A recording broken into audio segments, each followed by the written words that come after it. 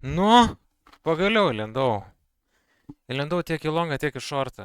Grupė irgi viską paskelbiau, kokie mano planai yra ar ne su bitkoinu. Tai longė, kaip matote, esu štai nuo čia. 1,8 yra plus 2400, šortas kol kas plus 400. Tai va, tai yra vadinama protected position, ar ne?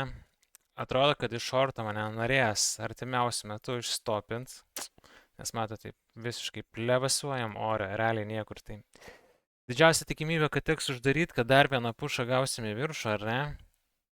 1,14, 1,15, gal 1,17. Pažiūrėsim.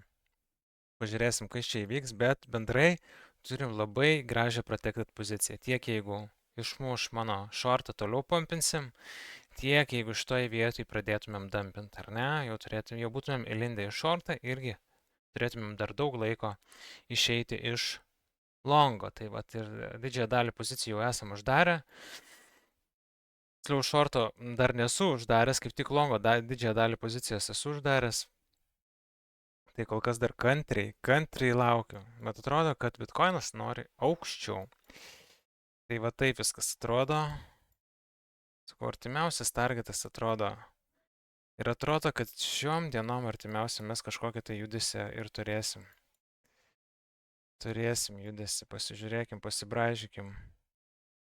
Pasibraižykim, nes ši vat boksas grinai man šviečiasi. Kad turėsim ar ne. Galbūt kažkokį tai mažą fake-outą ir tada į viršų. Arba be jokių prošvaisčių. Tiesiog iš šitos vietos bum, varysim. Tai pažiūrėsim, ką dienos gale gausim. Bet kol kas atrodo labai promising. Altai tiesiog skrenda.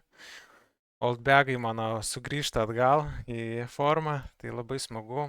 Bitcoino dominance irgi akilai prižiūrim. USDT dominance irgi prižiūrim. Žodžiu, visus čartus turim omeny. Tai va, pasižiūrėsim gal dar Ethereumą, ne? O kol kas tiek naujienų.